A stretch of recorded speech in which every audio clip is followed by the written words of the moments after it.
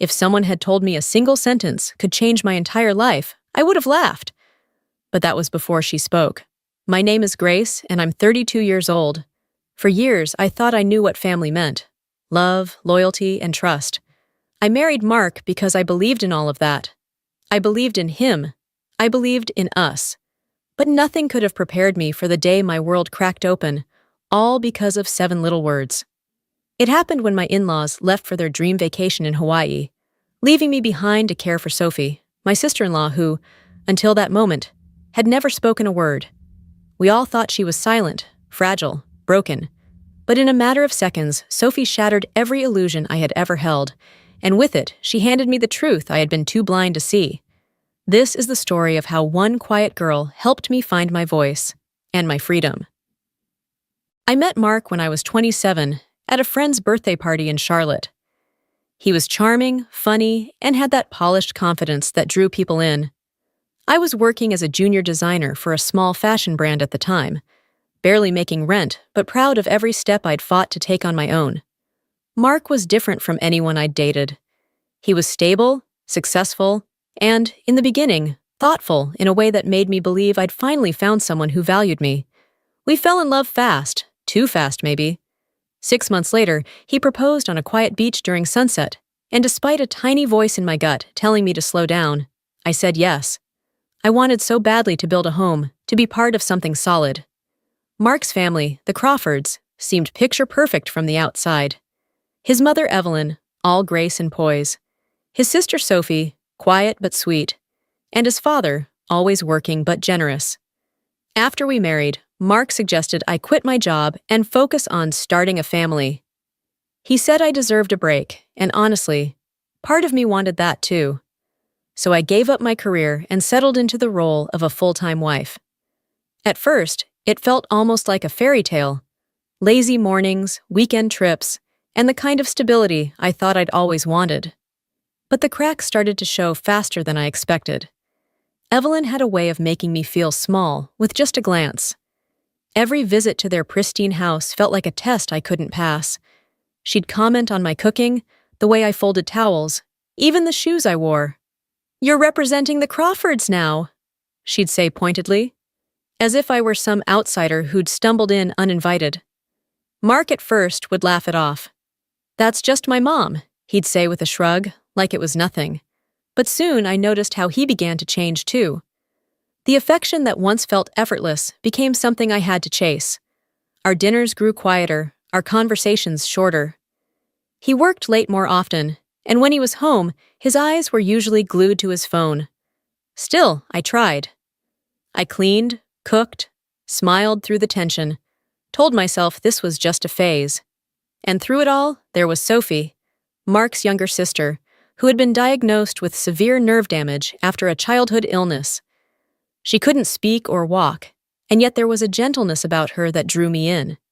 While Evelyn bossed me around and Mark drifted further away, Sophie was the only one who made me feel seen. I started spending more time with her. She'd sit by the window, sketching little pictures with surprising skill. We developed a silent understanding. I'd bring her tea. She'd offer me a shy smile. I couldn't explain it, but with Sophie, I felt like I didn't have to pretend. If only I had known how much she was pretending, too. Looking back now, I realized the signs had been there all along. Mark's distant stares, his clipped responses, the way his phone was always flipped over on the table. But at the time, I wanted so badly to believe everything was fine that I ignored the nagging ache in my chest. One evening, as I was folding laundry in our small apartment, Mark came home later than usual. His tie was loose, his eyes tired, and before I could even ask, he mumbled something about back-to-back meetings. I brought him a plate of dinner, but he barely touched it. Instead, he sat there scrolling through his phone, so checked out that it felt like I was dining alone. Sophie became my refuge. I visited her almost every other day, finding quiet comfort in her presence. I'd sit beside her while she sketched, and we'd share peaceful silences that felt more genuine than any words Mark had spoken to me in months. Over time, I noticed Sophie's drawings shifted, from simple flowers and houses to more emotional, almost haunting pieces. One day, She handed me a sketch of a woman standing alone at the edge of a cliff, wind whipping through her hair. There was something eerily familiar about it, something that made my stomach twist. I glanced at Sophie, searching her eyes for answers, but she just gave me a soft smile and pointed at her heart. I didn't know what to make of it at the time. Then came the trip to Hawaii. It was a rainy Saturday morning when Mark sat me down in the kitchen. He looked uncomfortable, like he was rehearsing bad news. "My parents and I are going to Hawaii next week," he said, avoiding my gaze. "Oh," I replied, a bit stunned. "And what about me?" He hesitated. "We thought it'd be best if you stayed here to look after Sophie. Traveling's too hard for her, and honestly, Mom thinks you're the best person for the job." I felt a cold wave of disappointment wash over me. Hawaii was a place we'd once dreamed of visiting together. Now, they were going without me, and I was being left behind, once again, to play caretaker. I wanted to protest, to ask why I hadn't been part of the conversation. But before I could find the words, the doorbell rang. Evelyn walked in, her smile tight and eyes sharp. "Mark explained everything, didn't he?" she said, her tone leaving no room for argument. "We're counting on you." I forced a polite smile, my hands clenched under the table. "Of course. I'll take good care of Sophie." Evelyn nodded, satisfied, and turned to leave. As soon as the door shut behind them, Mark gave me a brief, almost guilty look. "Thanks, Grace. I owe you." And just like that, he was gone. Left alone in the quiet apartment, I stared at the empty hallway, a sinking feeling settling deep in my gut. Something wasn't right. I didn't know what it was yet, but I could feel it coming, like a storm gathering just out of sight. A few days later, I moved into Mark's parents' house to stay with Sophie. When I arrived, she was waiting by the window, her eyes lighting up when she saw me. I sat beside her, brushing a strand of hair from her face. "Looks like it's just us now," I signed with a small smile. Sophie's expression darkened slightly. She signed back, "They left you again." The words hit me harder than I expected. I nodded slowly, my throat tight. "Yes," I signed back. "They left." But then Sophie did something that made my heart race. She signed again, her movements deliberate and clear. "We have our own plans. They'll be surprised." I stared at her, stunned. And for the first time, I realized that Sophie had been holding on to a secret far bigger than I ever imagined. The next morning felt different. There was a quiet tension in the air, like the house itself was holding its breath. I brought Sophie her usual cup of tea and found her sitting by the window, gazing out at the garden. I knocked gently and stepped inside. "Good morning," I said softly. But instead of her usual nod or smile, Sophie did something that made my world tilt on its axis. She stood up. I froze, the cup trembling in my hand. "Sophie, what are you doing?" I whispered, my heart thudding wildly. She stepped forward, her movements smooth and steady, and looked me straight in the eye. Then, for the first time since I'd known her, Sophie spoke, her voice soft but unwavering. "Grace, sit down. There's something you need to know." I nearly dropped the cup. You can talk? You can walk?" I stammered, struggling to process what I was seeing. Sophie nodded calmly. "I never lost the ability. It was all an act, a shield I had to maintain to protect myself from Evelyn." My mind raced. Memories flashed. Every time I'd pushed her wheelchair, every word I'd signed, every look of quiet sadness I thought I understood. It had all been a lie? Why? I finally managed to ask, my voice cracking. Sophie sat down across from me, her gaze steady. "Because I'm not who they say I am. Evelyn isn't my real mother. My father was married before, and I'm his daughter from that marriage. After he died, Evelyn took control of everything. She saw me as nothing more than a burden, a mistake she had to tolerate. When I was 10, I got sick. Evelyn delayed taking me to the hospital, hoping the illness would do her dirty work. I survived, but when the neighbors started asking questions, she told everyone I had brain damage. I realized then that the less of a threat I appeared, the more freedom I had. I sat there stunned, my thoughts colliding like a train wreck. But why tell me this now? Sophie's eyes gleamed with something I hadn't seen before. Determination. Because it's time to stop hiding. I've been waiting for the right moment, and this is it. Evelyn and Mark think they've won, leaving you behind like a discarded toy. But they don't realize they just gave us the upper hand. She stood and walked to the closet, pulling out a small suitcase and a folder. I've been planning this for years, she said, opening the folder to reveal documents, photographs, and, shockingly, recordings. Every time Evelyn and Mark plotted something behind your back, I documented it. I knew one day it would be useful. My head spun. You knew all along what they were doing? Sophie nodded. I saw how they treated you, Grace. I saw the coldness, the manipulation. And I knew you were better than all of it. That's why I'm trusting you now. She pulled out 2 plane tickets. We're going to Hawaii. I blinked, completely thrown. What? Mark and Evelyn think they've escaped, but we're going to show them that their little paradise isn't as safe as they think. We'll confront them, with proof, and make sure they can never hurt you again. I stared at her, my pulse racing. Part of me was terrified, but another part, the part that had been quietly breaking all these months, felt something else, relief, a spark of hope. I looked at Sophie, her strength radiating through every word and action, and I realized she wasn't just helping me, she was setting both of us free. Are you sure about this? I asked quietly. Sophie's lips curved into a small, confident smile. I've never been more sure of anything. I took a deep breath and nodded. Then let's do it. And just like that, the pieces of my broken world started to shift, not toward destruction, but toward something stronger, something new. We were no longer victims of their games. We were about to become the authors of our own ending. The plane touched down in Honolulu just after sunrise, bathing everything in soft gold. I sat beside Sophie, still stunned by how much my life had changed in just a few days. Less than a week ago, I'd been a silent bystander in my own marriage. Now I was about to face my husband and mother-in-law head-on, armed with the truth. Sophie was calm, her sunglasses on, looking every bit the confident woman she was always meant to be. She squeezed my hand as we left the airport. Remember, she whispered, this isn't about revenge, it's about reclaiming your power. We checked into a beachfront resort.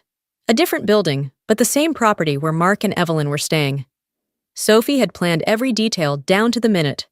That evening, we got dressed for dinner. Sophie in a sleek emerald blouse, her hair pulled back in a chic ponytail, and me in a navy dress that made me feel stronger just wearing it. At 7 p.m., we slipped quietly into the poolside restaurant. The place was buzzing with laughter and clinking glasses, but my eyes locked instantly onto Mark and Evelyn, sitting at a candlelit table, with another woman. My heart clenched. The woman was younger, polished, leaning in close to Mark with a hand resting on his arm. Evelyn looked thrilled, raising her wineglass like she didn't have a care in the world. Sophie tugged me back behind a row of potted palms. That's her, she whispered. The one he's been seeing. I recognized her from the photos on Evelyn's phone. I swallowed hard, my hands shaking slightly. What's the plan? Sophie gave me a cool smile and handed me an earpiece. I planted a small recorder under their table earlier. Let's see what they've been saying. I slid the earpiece in. At first, just clinking glasses and background noise. Then Evelyn's sharp voice cut through. She's useless, Mark. You made the right call. Once you divorce her, we can finally move on without dead weight. Mark's voice followed, low and smug. Yeah. My lawyer says if we frame it right, I won't have to pay her anything. Emotional neglect, or something like that. My stomach turned. I yanked the earpiece out and met Sophie's gaze. No more hiding. We stepped out of the shadows, heels clicking on the polished wood deck. Mark looked up first. His eyes widened in horror, his fork clattering onto his plate. Evelyn froze mid-sip, her eyes narrowing in disbelief. Good evening, I said, my voice clear and steady. I hope you're enjoying your little celebration. Grace, Whoa, what are you doing here? Mark stammered, standing up so fast his chair nearly toppled. Before I could answer, Sophie stepped forward. She looked straight at Evelyn and smiled coldly. Hi, Mom. Evelyn's face drained of color. You're walking? Sophie nodded slowly. I've been walking for years, but you preferred me silent and weak, remember? So I let you believe it. The woman sitting next to Mark looked like she wanted to sink into the floor. She quietly scooted her chair back, eyes darting around. I pulled out my phone and hit play on the recording. Mark's and Evelyn's voices rang out loud and clear over the quiet restaurant noise. Every word, every cruel intention, laid bare for everyone nearby to hear. Mark lunged forward, hissing, "Turn that off! You're making a scene!" I held his gaze, my voice ice cold. You made this scene, Mark. I'm just giving it a spotlight. Other diners began to stare, whispering behind their menus. Evelyn's hands trembled as she set her glass down.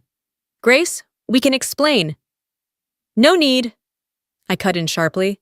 I have all I need, and my lawyer will too. Mark's face twisted with anger and panic. You think this is going to fix anything? You're ruining everything. I smiled softly. No, Mark. I'm saving myself. Big difference. Sophie stepped up beside me. And if you think we're done here, she added coolly, think again. Mark's mistress grabbed her purse and practically ran out of the restaurant, leaving him standing there, fists clenched, humiliated. Security approached, politely, but firmly asking Mark and Evelyn to leave after disturbing the peace. I watched them go, their once proud figures shrinking as they disappeared into the night. Sophie and I sat down at a quiet corner table, breathing in the salty air, the tension finally melting away. She raised her glass of sparkling water. To freedom, she said, her eyes shining. I clinked my glass against hers, a slow smile spreading across my face, to finally being seen and heard. And for the first time in a long, long time, I felt free. The days after our confrontation in Hawaii felt like waking up from a long, twisted dream. I returned home stronger, no longer haunted by the endless loop of guilt and self-doubt that had weighed me down for so long. The old Grace, the woman who once bent over backward to please everyone, was gone. In her place stood someone new, someone who had learned the hard way that silence and patience are not the same as strength. The legal battle moved faster than I expected. With Sophie's help and the mountain of evidence she had gathered, my lawyer built an airtight case. Mark tried to fight it at first, but the more he pushed, the more tangled he became in his own lies. In the end, the court ruled in my favor, granting me a fair share of the marital assets, spousal support, and even a formal apology, though no words could ever truly make up for what I'd endured. But more important than any settlement was the peace I found within myself. I moved into a small apartment downtown. Nothing extravagant, but it was mine, every inch a symbol of freedom and resilience. I found work as a freelance consultant, choosing projects that aligned with my values and refusing to let anyone belittle or undermine me again. For the first time in years, I woke up each morning excited about my own future, no longer shackled by someone else's expectations. Sophie and I grew even closer after everything. She finally enrolled in the graphic design program she'd always dreamed of, and her talent blossomed in ways I'd always known it would. We often met for coffee or long walks in the park, and though we were no longer technically family, she remained my sister in every way that mattered. One afternoon, as we sat on a bench watching the sun dip below the horizon, Sophie turned to me and said something that stuck with me ever since. You know, Grace, sometimes the hardest battles we fight are the ones no one else can see, but that doesn't mean they aren't worth it. I nodded, squeezing her hand. And sometimes, I added, the quietest voices are the ones that change everything. Months passed, and life settled into a peaceful rhythm. But I didn't forget what I'd learned. I started volunteering at a local women's shelter, offering workshops on financial independence and emotional resilience. It wasn't long before a few of us co-founded a small nonprofit organization dedicated to supporting women escaping toxic relationships.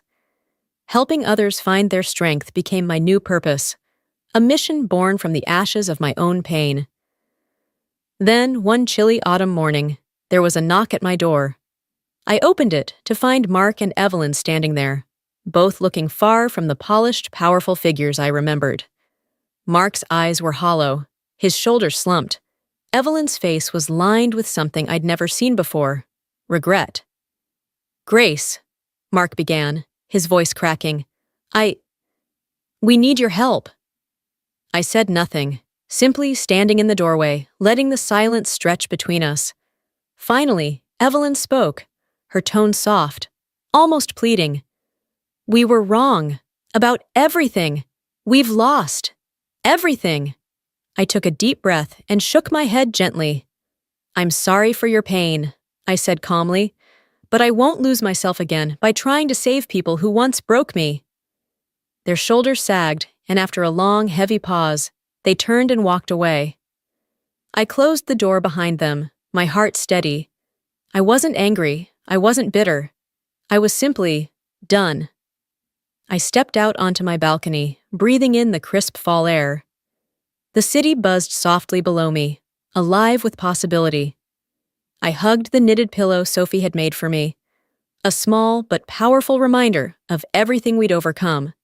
Not every story has a happy ending, but sometimes the best endings are the ones where you find yourself. And for me, this wasn't just an ending. It was the beginning of a life I had finally chosen for myself.